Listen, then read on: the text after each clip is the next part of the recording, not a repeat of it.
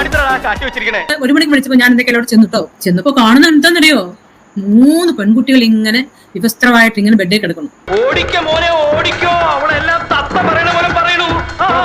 ഇദ്ദേഹം മാറി മാറി ഇങ്ങനെ ഇന്റർപോസ് ചെയ്യാണ്. എനിക്കറിയാം, എക്സൈറ്റ്മെന്റ് കൊണ്ട് അവളെ കാണാൻ ബുദ്ധിമുട്ടുണ്ടാവും. 2-3 പേര് അവിടെ ഇരിപ്പുണ്ട്. ഭയങ്കരമായിട്ട് മദ്യപിച്ചിട്ടുണ്ടായിരുന്നു. ഞാനപ്പോ അത് കണ്ടു പറഞ്ഞു, എനിക്കതൊന്നും കാണണ്ടെന്ന് പറഞ്ഞു സത്യം ഓടിപ്പോയി. പണി തീർന്നു കാണില്ല, അതായിരിക്കും.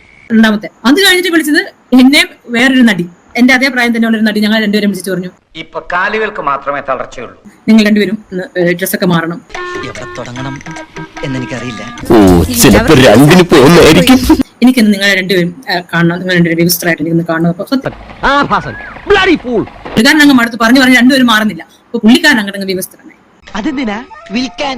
പുള്ളിക്കാരൻ അങ്ങ് മാസ്റ്റർബേഷൻ ചെയ്യാൻ തുടങ്ങി. വെളുപ്പിനൊരു 3 മണിക്ക് കുഴപ്പമുണ്ടാക്കൂല, എന്റെ അനുഭവത്തിനാ ഞാൻ പറയണത്. ഞങ്ങളുടെ അടുത്തോണ്ട് എന്നിട്ട് ആ സ്കെലിനായപ്പോഴത്തേക്കും പുള്ളിക്കാരന്റെ മേത്തുവാക്കി, എന്റെ മേത്തുവാക്കി. അങ്ങനെ പല പല കാര്യങ്ങൾ പലർക്കും പറയാനുണ്ട്, പക്ഷെ ആർക്കും പുറത്തോട്ട് പറയാനുള്ള ഒരു ഇതില്ല.